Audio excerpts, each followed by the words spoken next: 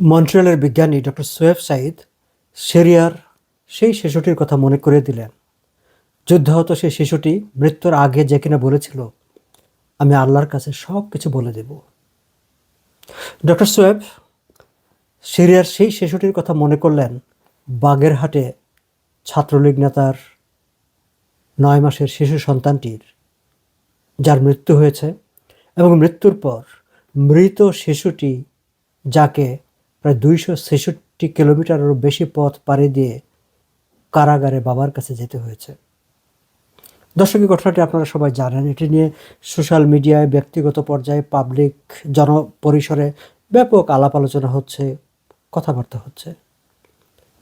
Doctor সোয়েব সাঈদের কথাটি শুনতে শুনতে আমার মনে হচ্ছিল, আমার মনে ওই প্রশ্নটা জেগেছে, বাগেরহাটের যে ছাত্রলীগ নেতা সাদ্দামের 9 মাসের শিশু সন্তান, মৃত্যুর সময় সে যদি কথা বলতে পারতো, সেও কি ঠিক এরকম একটি কোনো কথা বলে আমাদেরকে ভয় পাইয়ে দেওয়ার চেষ্টা করতো? আমি আল্লাহর কাছে সব কিছু বলে দেব। 9 মাসের শিশু তো কথা বলতে পারে না, কিন্তু তার মনের মধ্যেও কি এমন কোনো আকুতি ছিল, এমন কোনো কথাবার্তা ছিল? তার আত্মা কি আকাশে বাতাসে ঠিক এরকম একটি কথাবার্তা ছড়িয়ে দিয়েছে, আমি আল্লাহর কাছে বলে দেব তোমাদের এইসব পৈশাচিকতার কথা, অন্যায়ের কথা, তোমাদের এইসব নিপীড়নের কথা? দর্শক, আমি জানি না। আমি আপনাদের বিচারের কাছে, আপনাদের বিবেচনার কাছে এই প্রশ্নটি রাখলাম।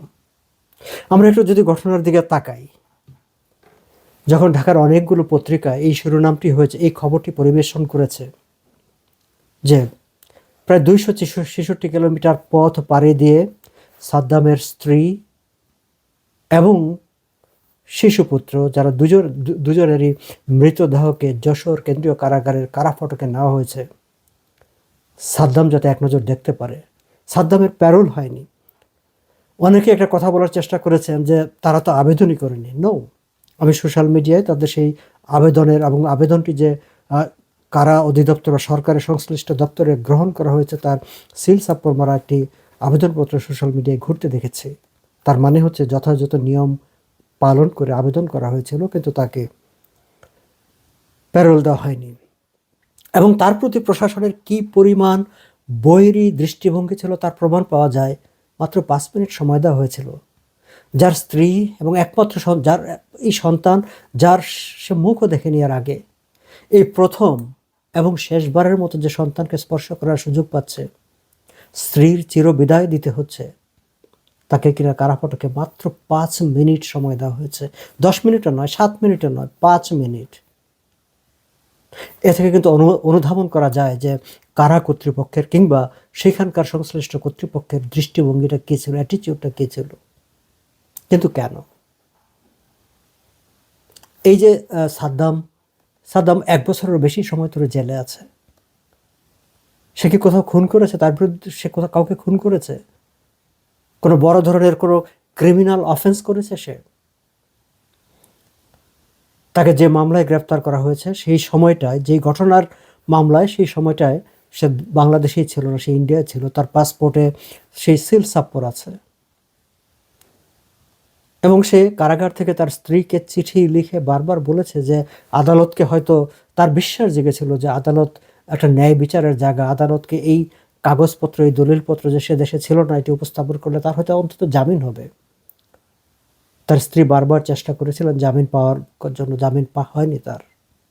এবং জামিন হয়নি বলেই হয়তোবা দুঃখে, কষ্টে, অপমানে, লাঞ্ছনায় মেয়েটি তার সন্তান সহ মৃত্যুর পথ বেছে নিয়েছে।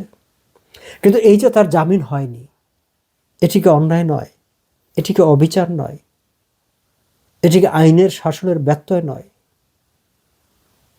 এরকম সাদ্দামের মতো কত হাজার ছাত্রলীগের নেতা কর্মী, আওয়ামী লীগের নেতা কর্মী, মানুষ, সাধারণ মানুষ, তারা মুক্তিযুদ্ধের পক্ষে কথা বলে কিংবা আওয়ামী লীগ করতো বলে, ছাত্রলীগ করতো বলেই কেবল জেলখানায় আছে এখনো। তাদের জামিন দেওয়া হচ্ছে না। তাদের আইনি যে অধিকার, ন্যায়সঙ্গত যে অধিকার, সেই অধিকারটুকু চর্চা করার পাওয়ার সুযোগ তাদেরকে দেওয়া হচ্ছে না। কত হাজার আছে যাদেরকে পিটিয়ে মেরে ফেলা হয়েছে, তাদের কথা বাদ দিলাম, তারা তো আর ইহকালে, তারা তো বেঁচেই নেই। এমন অনেককে তো পিটিয়ে মেরেও ফেলা হয়েছে যাদের আসলে কোনো অন্যায় নেই, যারা কোনো অপরাধ করেনি, কেবল একটি রাজনৈতিক দল করত, কেবল সেই অজুহাতে বাস মানে জুলাই আন্দোলনের মাধ্যমে, আগস্টের পরিবর্তনের মাধ্যমে আমরা তো এমন একটি সরকার, এমন একটি রাষ্ট্র ব্যবস্থা কায়েম করেছি যে শাসক গোষ্ঠী তারা যাকে খুশি, যাকে ইচ্ছা তাকে তারা মেরে ফেলতে পারে, কোনো প্রশ্ন করার সুযোগ নেই, আইনের প্রতিকার পাওয়ার সুযোগ নেই, তারা যাকে খুশি মামলা দিয়ে জেলে আটকে রাখতে পারে। এবং এই খবরটি যখন পত্রপত্রিকায় আছে, তখন আরও একটি খবর ঢাকার বেশ কয়েকটি পত্রিকায় প্রকাশিত হয়েছে। সেটি হচ্ছে কি, নৌকার ভোট কোথায় যাবে, আওয়ামী লীগের কর্মী সমর্থকরা কাদের ভোট দেবেন। বেশ কয়েকটি পত্রিকায় আমি শিরোনামটি দেখলাম। ওয়াও! যে আওয়ামী লীগের কার্যক্রম সরকার নিষিদ্ধ করে দিয়েছে নির্বাহী আদেশে, এবং যারা সেই নির্বাহী আদেশের একটু বিরুদ্ধে একটু শব্দটি করেননি, প্রতিবাদও করেননি, একটিবারের জন্য যারা বলেননি যে না এটা অন্যায়, তাদেরকে রাজনৈতিক কর্মকাণ্ড পরিচালনা করতে দেওয়া হোক, তাদেরকে নির্বাচনে আসতে দেওয়া হোক, জনগণ সিদ্ধান্ত নেবে যে তাদেরকে তারা গ্রহণ করবে অথবা গ্রহণ করবে না। হ্যাঁ, যাদের বিরুদ্ধে অভিযোগ আছে, যারা অপরাধ করেছে, যারা খুন হত্যা করেছে, দুর্নীতি করেছে, তাদের বিরুদ্ধে শাস্তি হোক, তাদের বিরুদ্ধে আইনানুগ ব্যবস্থা নেওয়া হোক, কিন্তু দল থাকুক, তাদেরকে নির্বাচনে আসতে দেওয়া হোক। এই কথা বিএনপি বলেনি, জামাতে ইসলামী বলেনি, কিন্তু তারা এখন হিসাব নিকাশ করছে যে এই আওয়ামী লীগের সমর্থকদের, কর্মীদের ভোট তারা কিভাবে পেতে পারে। দর্শক, ট্র্যাজেডিটা হচ্ছে এখানে, যখন এই সাদ্দামের স্ত্রী তার পুত্রকে নিয়ে লাশ হয়ে স্বামীর কাছে যাচ্ছে দীর্ঘ পথ পাড়ি দিয়ে, ঠিক সেই খবর সেদিনই কিন্তু এই খবর যা আমাদের রাজনীতিকরা এই সাদ্দামের দলের, সাদ্দামের পক্ষের মানুষের ভোট তারা কিভাবে পেতে পারে সেই নিয়ে তাদের পেরেশান অবস্থা। কিন্তু তারা কি কখনো, বা আমি মানলাম যে এখন গোলাম মাওলা রনি রাজনৈতিক বিশ্লেষক, রাজনীতিক, তিনি সোশ্যাল মিডিয়ায় একটা পোস্ট দিয়ে প্রশ্ন করেছেন, এই যে ঘটনাটি ঘটলো, এই ঘটনাটির পরিপ্রেক্ষিতে যিনি প্রধানমন্ত্রী হতে চান, হবু প্রধানমন্ত্রী প্রত্যাশী তারেক রহমান কিংবা জামাতের ডক্টর শফিকুর রহমান, তারা কি কোনো বক্তব্য দিবেন?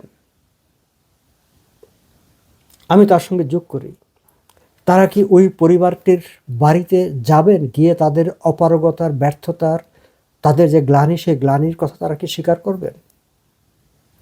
আমি কয়েকদিন আগের অন্য একটি প্রসঙ্গ এখানে উত্থাপন করতে চাই। প্রথম আলো এবং ডেইলি স্টারে হামলার পর একটি সেমিনার হয়েছিল নিউজ পেপার ওনার্স অ্যাসোসিয়েশনের উদ্যোগে। সেইখানে এখনকার যে এডিটর্স কাউন্সিল, তার প্রেসিডেন্ট, নিউ এজের এডিটর নুরুল কবির একটি কথা বলেছিলেন। সেটি আসলে তারেক রহমানের সঙ্গে, তারেক রহমান দেশে ফেরার পর তারেক রহমান যখন সাংবাদিকদের সঙ্গে একটি মতবিনিময় করেছিলেন, সেইখানে এডিটর্স কাউন্সিলের প্রেসিডেন্ট, নিউ এজের এডিটর নুরুল কবির তারেক রহমানকে উদ্দেশ্য করে একটি কথা বলেছিলেন যে আপনি তো বলছেন আপনি যখন শাসন করবেন, দেশ দায়িত্বে আসবেন, আপনি গণমাধ্যমের স্বাধীনতা দিবেন, গণমাধ্যমকে কথা বলতে দিবেন, তাহলে একটি কাজ করুন, এই যে যারা সাংবাদিকদের যারা এখন জেলখানায় আছে, শাকিল, রূপা, শ্যামল দত্ত, মুজাম্মেল বাবু, তারা এই যে তাদেরকে জেলখানায় আটকে রাখা হয়েছে, তাদের একটা আইনি অধিকার আছে যে আইনি লড়াই করার, তারা নির্দোষ, তারা কোনো দোষ করেনি, এই লড়াইটা করার তাদের অধিকার আছে। আপনি তারেক রহমান, আপনার যতটুকু ক্ষমতা আছে সেই ক্ষমতাটা দিয়ে অন্তত সরকারকে এইটুকু করতে বলেন যে তাদেরকে আইনি যেই অধিকার তাদেরকে দেওয়া আছে, দেশের আইন, সেই অধিকারটা যেন তারা প্রয়োগ করতে পারে, তারা যেন জামিন পায়, তারা যেন আইনি লড়াই করতে পারে। আমি প্রায় প্রতিদিনই যখন পত্রিকা পড়ি, আমি খোঁজার চেষ্টা করি, আচ্ছা ওই যে নুরুল কবির একটা অ্যাপিল করেছিলেন তারেক রহমানের কাছে, তারেক রহমান কি বিষয়টি নিয়ে কোনো কথা বলেছেন, কোনো ইনিশিয়েটিভ নিয়েছে? বিএনপি কি কখনো কোনো কথা বলেছে? বলেনি। তাহলে আজকে গোলাম মাওলা রনি যখন বলেন যে তারেক রহমান কি এই বিষয় নিয়ে কোনো কথা বলবেন, ডক্টর শফিকুর রহমান কি এই বিষয় নিয়ে কোনো কথা বলবেন, তখন কিন্তু আমাদের সন্দেহ হয় তারা হয়তো এই বিষয়টি নিয়ে কোনো ধরনের গাই করবেন না, কর্ণপাতই করবেন না, কারণ তাদের মাথায় আসলে আছে ভোট, তাদের মাথায় আর কিছু নেই, তাদের মাথায় আছে রাজনীতি। কিন্তু যেটি হতে পারতো বা যেটি হতে পারে আর কি, এই যে যারা, যেমন এটি তো স্পষ্ট যে যেই মামলায় সাদ্দামকে গ্রেফতার করা হয়েছে সেই ঘটনাটির সময় সাদ্দাম দেশেই ছিল না, তার প্রমাণ আছে, তার পাসপোর্ট, ইমিগ্রেশনে গভর্নমেন্ট চেক করে দেখতে পারে যে সে ওই সময়টা দেশের বাইরে গিয়েছিল কিনা, কখন ফিরে এসেছে, ঘটনাটা যখন ঘটছে তার আগে পরে কোন সময়টা সে দেশে ছিল, কোন সময়টা সে দেশের বাইরে ছিল। এখন এই ছেলেটিকে তার আত্মপক্ষ সমর্থনের লড়াই, জামিনে পাওয়ার লড়াই, যে অধিকার, সেটাও তো করতে দেওয়া হয়নি। ঠিক একই রকম যে হাজার হাজার লাখ লাখ ছাত্রলীগের নেতা কর্মী, আওয়ামী লীগের নেতা কর্মী, সাংবাদিক, সংস্কৃতি কর্মী যারা জেলখানায় আছে, যারা আসলে সত্যিকার অর্থে কোনো অপরাধ করেনি। আচ্ছা, অপরাধ করলো কি করলো না সেটি হয়তো আইনি বিচারে সেটি প্রমাণিত হবে, কিন্তু তার আগে তো তাদের আত্মপক্ষ সমর্থনের আইনি প্রোটেকশন পাওয়ার সুযোগ আছে, জামিন পাওয়ার সুযোগ আছে। সেটিও তো এই সরকার দিচ্ছে না। নুরুল কবির বলছিলেন যে আমরা সরকারকে বারবার বলেছি এই সাংবাদিকদের ব্যাপারে, কিন্তু সরকার আমাদের কথা শোনেনি। এবং তখন তিনি তারেক রহমানকে অনুরোধ করেছিলেন। এই যে ডক্টর শফিকুর রহমান কিংবা তারেক রহমান, বিএনপি কিংবা জামাতে ইসলামী কিংবা অন্যান্য পার্টি, যারা আওয়ামী লীগের ভোট কোথায় যাবে সেটি নিয়ে তারা চিন্তিত হয়ে পড়েছেন, আওয়ামী লীগের ভোট পাওয়ার জন্য তারা অস্থির হয়ে পড়েছেন, পেরেশান হয়ে পড়েছেন, তারা কি এখন এই বিষয় নিয়ে কথা বলবেন?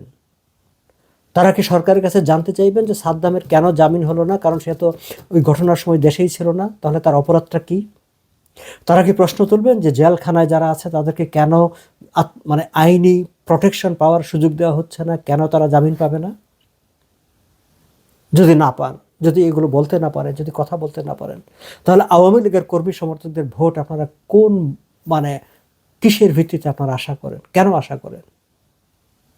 আওয়ামী বিএনপি কিংবা জামাতে ইসলামী কিংবা অন্যান্য রাজনৈতিক দল যারা ভোটের মাঠে আছেন, যারা আওয়ামী লীগের কর্মী সমর্থকদের ভোট পেতে চান, আমার তো মনে হয় তাদের এই যে চাওয়া আওয়ামী লীগের ভোট আর তাদের অবস্থান, তার মাঝখানে সাদ্দামের 9 মাসের শিশুটির লাশ, তাদের মাঝখানে সাদ্দামের স্ত্রীর 22 বছরের তরুণী, কত বছর হইল, কতই বা তার বয়স হলো, তার লাশ, এই লাশ ডিঙ্গিয়ে এই লাশের কাছে জবাবদিহি করেই তো তাদেরকে ভোট চাই, আওয়ামী লীগের ভোটগুলো চাইতে হবে।